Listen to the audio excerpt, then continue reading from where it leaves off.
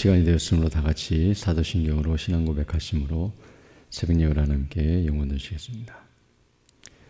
전능하사 천지를 만드신 하나님 아버지를 내가 믿사오며 그 외아들 우리 주 예수 그리스도를 믿사오니 이는 성령으로 잉태하사 동정녀 마리아에게 나시고 본디오 빌라도에게 고난을 받으사 십자가에 못 박혀 죽으시고 장사한 지 사흘 만에 죽은 자 가운데서 다시 살아나시며 하늘에 오르사 전능하신 하나님 우편에 앉아 계시다가 저희로서 산자와 죽은 자를 심판하러 오시리라. 성령을 믿사오며 거룩한 공회와 성도가 서로 교통하는 것과 죄를 사하여 주시는 것과 몸이 다시 사는 것과 영원히 사는 것을 믿사옵나이다. 아멘. 우리 찬송가 79장, 새 찬송가는 70장, 피난처 있으니.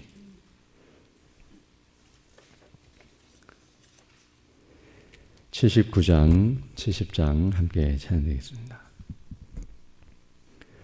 피난처 있으니 환난을 당한 자 이리 오라. 땅들이 변하고 물결이 일어나 산 위에 넘치되 두렵지 않네. 이방이 떠들고 나라들 모여서 진동하나 우리 주 목소리 한번 바라시니 천하의 모든 것 망하겠네. 만유주 여호와 우리를 도우니 피난처요.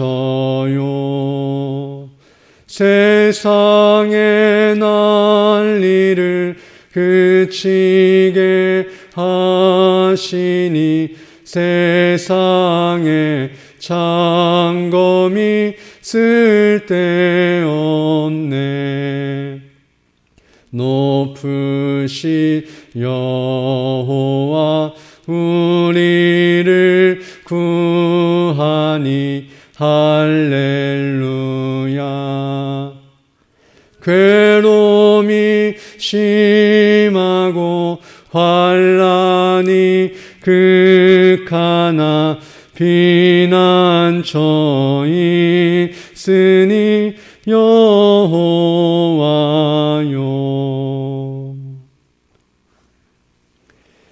예, 하나님 말씀은 욥기 38장 8절로 11절 말씀입니다.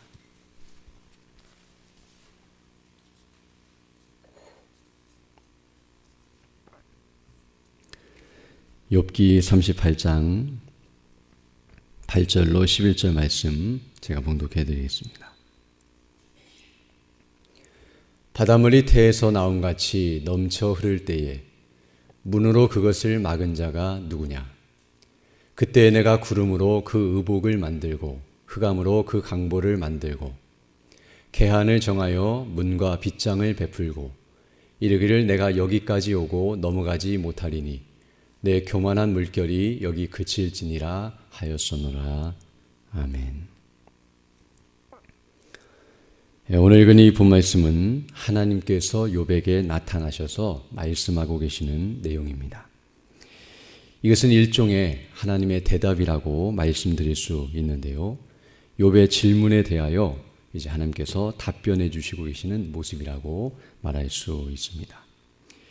우리가 계속해서 살펴본 것과 같이 욥은 자신이 의로운데 왜 고난을 당하는지 알 수 없어 답답하다고 말하면서 그 이유를 설명해 달라고 요청한 바 있었는데요. 거기에 대해서 먼저 세 친구들과 그리고 엘리후가 대답을 해 주었고 이제는 최종적으로 그리고 결론적으로 하나님께서 대답해 주시고 계시는 모습입니다. 그리고 이 대답이 바로 정답인데요. 하나님께서는 그것을 욥에게 이제 가르쳐 주시되 질문의 형식으로 말씀해 주시고 있다는 것을 우리가 알게 됩니다. 즉 하나님께서는 욥에게 질문을 하시고 그리고 그 대답을 요구하심으로써 욥이 그 정답을 찾아내고 깨달을 수 있도록 인도하고 계시고 있다는 것을 보게 되는데요. 욥이 질문했지만 하나님께서는 도리어 반대로 하나님께서 질문하시면서 그 질문에 대답을 하는 과정 속에서 정답을 찾아가도록 이끌고 계시다는 것을 알 수 있습니다. 또한 더 나아가 그 질문을 자세히 들여다보게 되면 그 질문 속에 이미 정답이 있다는 것을 우리가 확인할 수 있습니다. 예를 들어서 우리가 앞서 살펴본 바 있는 것처럼 하나님께서는 지금 질문을 하시고 대답을 요구하고 계시는 방식으로 욥을 가르쳐 주시고 있다는 것을 살펴본 바 있는데요. 3절을 보게 되면 이렇게 말씀하고 있습니다. 너는 대장부처럼 허리를 묶고 내가 내게 묻는 것을 대답할지니라 라고 말씀하면서 이제 41장까지 여러 수없이 많은 질문들을 하나님께서 행하시면서 거기에 대해서 답변을 요구하고 계십니다. 즉 이런 방식으로 욥에게 말씀하고 있는 이 모습은 바로 하나님께서 욥에게 무엇인가를 가르쳐 주시고 있다는 것을 알게 되는데요. 바로 하나님께서는 우리가 질문을 하고 대답을 요구할 수 있는 분이 아니라 도리어 하나님께서 우리에게 질문하시고 우리가 대답해야 하는 존재라는 사실을 가르쳐 주고 있다는 것을 알 수 있습니다. 그리고 나서 하나님께서는 이어서 4절로 6절에서 땅을 예로 들어 땅을 창조하신 그 모습을 설명하면서 그 땅을 창조하신 분이 누구시며 그리고 어떻게 하나님께서 창조하셨는지를 설명해 보라고 욥에게 질문하고 있었다는 것을 우리가 살펴본 바 있는데요. 그런 질문들을 통해서도 하나님께서는 무엇인가를 가르쳐 주고 계시는데 바로 하나님께서 땅을 창조하신 창조주시며 그리고 그 뜻대로 창조하셨다는 사실을 가르쳐 주고 있었다는 것을 살펴본 바 있습니다. 그리고 그것을 가르쳐 주심으로 앞에서 말씀드린 것처럼 그런 하나님, 창조주 하나님께 하나님이 원하시는 뜻대로 그 모든 것을 만드셨고 하나님이 그 도량과 그 넓이와 깊이와 그 모든 규격과 그 모든 크기와 그 모든 것들을 다 알아서 만드셨다고 한다면 그것에 대해서 질문을 하는 것은 어리석고 악한 일이라는 사실을 가르쳐 주신 바 있습니다. 이제 오늘 본문도 마찬가지인데요. 오늘 본문에서도 이제는 하나님께서는 바다를 예로 들어 설명하시면서 앞에서는 땅이었다면 여기서는 바다를 말씀하고 있는데요. 바로 바다를 창조하신 분이 누구시며 하나님께서 바다를 어떻게 창조하셨는지를 물으시면서 그리고 거기에 대해서 대답해 주시고 계시면서 욥이 했던 질문들 곧 그가 하나님 앞에 질문했던 행동과 그 질문의 내용이 얼마나 잘못된 것인지를 다시 한번 가르쳐 주고 계십니다. 어떤 면에서 앞에서는 질문만 하셨다고 한다면 오늘 본문에서는 하나님께서 질문을 하시고 거기에 대해서 스스로 대답해 주시면서 그 질문의 의미가 무엇인지를 설명해 주고 계십니다. 오늘 본문 8절부터 보게 되면 이렇게 말씀하고 있는데요. 바닷물이 태에서 나온 같이 넘쳐 흐를 때에 문으로 그것을 막은 자가 누구냐라고 말씀해 주고 있습니다. 즉 여기서는 바로 바다를 창조하시는 모습을 우리에게 설명해 주고 있는데요. 마치 아이가 그 태에서 나옴과 같이 태어나는 것과 같이 하나님께서 바다를 창조하셨고 바로 그 바다를 창조하신 분이 하나님이시라는 사실과 하나님이 창조주시라는 사실을 분명하게 가르쳐주고 있습니다. 그리고 오늘 본문에 나오는 이 모습, 즉 바닷물이 태에서 나온 같이 넘쳐 흐를 때에 문으로 그것을 막은 자가 누구냐, 문으로 그 바닷물을 막은 것처럼 말씀하고 있는데요.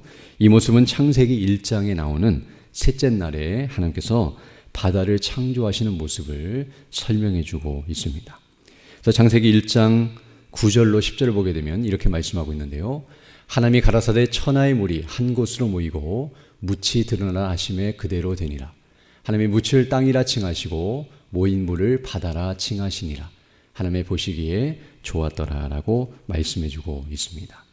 즉 오늘 여기서 말씀하는 것처럼 바다를 어떻게 창조하시는가? 처음에 물로 땅을 다 뒤덮고 있었는데 하나님께서 그 물을 한 곳으로 모이도록 명령하셨고 그래서 한 곳에 가두어 두시고 그리고 묻이 드러나 즉 땅이 드러나도록 이끄셨다는 것을 말씀하고 있는데요.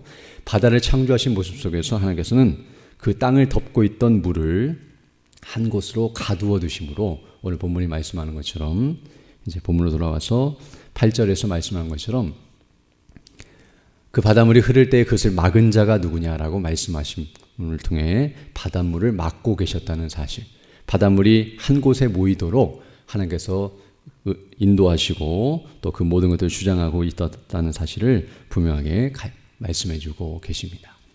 또 9절을 보게 되면 그때에 내가 구름으로 그 의복을 만들고 흑암으로 그 강보를 만들었다고 말씀해 주고 있습니다. 앞에서 바닷물이 창조된 모습을 마치 아이가 태어나는 것으로 설명하고 있었는데요. 아이가 태어나게 되면 그 아이가 벌거벗은 채로 태어났기 때문에 옷을 입혀주고 그리고 강보로 싸서 그 아이를 보호함과 같이 하나님께서 이제 바다를 만드시고 나서 그 바다를 구름과 흑암으로 둘러싸고 보호하셨다는 사실을 말씀해주고 있습니다. 즉 대기권에 있는 그 모든 하늘 궁창에 있는 구름과 그리고 그 빽빽한 어떤 의미에서 구름뿐만 아니라 그 깜깜함이 있었는데요. 이런 모든 것들을 가지고 하나님께서 바다를 보호하시며 가두어 두시고 있는 모습을 말씀하고 있습니다. 그리고 이것은 어떤 의미에서 바다가 거하는 요람이 되게 하셨다고 말씀하신 것 같은데요. 바로 하나님께서 그 바다를 이와 같이 가두어 두시고 또 보호하시며 인도하시는 모습을 인간을 예로 들어서 설명함과 같이 표현하고 있음을 알 수 있습니다. 또 10절로 11절을 보게 되면 이렇게 말씀하고 있는데요. 계한을 정하여 문과 빗장을 베풀고 이르기를 내가 여기까지 오고 넘어가지 못하리니 내 교만한 물결이 여기 그칠지니라 하였으노라 라고 말씀해 주고 있습니다. 이 말은 바다의 계한, 곧 한계를 말하는데요. 그 한계를 정하시고 함부로 넘쳐 흐르지 못하도록 막으셨다는 사실을 가르쳐주고 있습니다. 즉 땅이 일어났을 때 그 땅을 덮지 못하도록 그 경계선까지만 바닷물이 흉용하고 또 파도가 치도록 막으셔서 그 바다를 앞에서 이미 계속 말씀한 것 같이 막으시고 모아두시고 보호하시고 그리고 이 모든 것들로 주장하시고 있다는 사실을 분명하게 가르쳐주고 있습니다. 이처럼 오늘 본문을 보게 되면 하나님께서는 바다를 창조하신 하나님의 행사를 예로 들어 설명하시고 그리고 그것을 질문하심으로써 바로 그 질문을 통해 이렇게 내가 이런 것을 만든 존재가 누구인지를 알고 있느냐, 또 하나님이 어떻게 이것을 이렇게 운용하시고 다스리고 있는지를 알고 있느냐라고 물으심으로써 바로 하나님께서 창조주이심과 그 창조의 능력이 어떠하신지를 가르쳐주고 있다고 말씀드릴 수 있습니다. 특별히 오늘 본문을 보게 되면 이런 바다를 창조하신 하나님의 능력 가운데서 특별히 오늘 본문은 바다를 제어하시는 능력을 강조하여 증거하고 있는데요. 즉 그 뜻대로 바다를 통제하고 계시는 하나님의 모습을 가르쳐주고 있습니다. 우리가 잘 아는 것처럼 지구는 70%가 바다로 뒤덮여 있고 그래서 육지는 조금밖에 없다고 말할 수 있는데요. 바다에 비해서. 그러나 그 바닷물이 그렇게 많아도 육지를 다 덮지 못하고 그리고 그 육지가 사라지지 않도록 하나님께서 막고 계시다는 사실을 오늘 본문에서 말씀하고 있는데요. 이것을 통해서 하나님께서는 아무리 바다가 크고 강하다 할지라도 제멋대로 행할 수 없으며 하나님의 뜻 가운데서 그 모든 것들이 통제되고 있고 또 하나님께서 운용하시며 진행되고 있다는 사실을 분명하게 가르쳐주고 있습니다.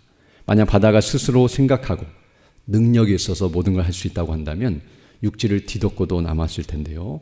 하나님께서 그 한계를 정하시고 넘어오지 못하도록 막으시며 그것을 보호하시고 인도하시는 하나님의 능력과 지혜를 여기서 말씀해 주고 계십니다.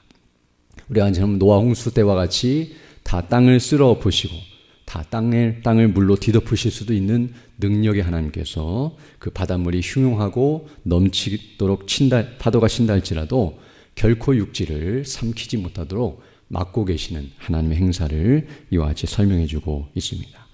그리고 이것을 말씀하고 계시는 것은 앞서 말씀한 것처럼 욥에게 이제 그 고난의 의미도 함께 설명해 주고 있다는 것을 알게 되는데요. 바로 고난이라고 하는 것도 이와 마찬가지로 아무리 그 고난이 크고 강하며 또 우리의 모든 삶을 다 삼켜버리고 우리를 멸망시킬 것처럼 우리에게 거세게 일어난다 할지라도 하나님께서 그 모든 것들을 주장하시고 인도하시며 또 그것을 막으시고 또 합당하게 이끄신다는 사실을 분명하게 가르쳐주고 계십니다. 즉 욥에게 고난이 일어난 것은 하나님께서 그 고난을 막으실 능력이 없으셔서 그래서 고난이 일어난 것도 아니요. 또 아무리 고난이 크고 모든 것이 다 끝난 것처럼 여겨진다 할지라도 하나님께서 그 고난을 막을 수 없는 것이 아니라 얼마든지 막으실 수 있고 그 뜻대로 운용하신다는 사실을 분명하게 가르쳐주고 계십니다. 또한 더 나아가서 이와 바다와 같이 죄의 세력 또 사단의 세력이 아무리 강하여 우리를 함몰시키고 또 우리를 없애려고 우리에게 공격한다 할지라도 그리스도 안에 있는 우리를 결코 무너뜨릴 수 없으며 바로 그리스도 때문에 하나님께서 우리를 보존하시고 이끄시며 그 모든 것들이 아무리 강하게 우리를 친다 할지라도 결코 무너뜨릴 수 없다는 사실을 분명하게 가르쳐주고 계십니다.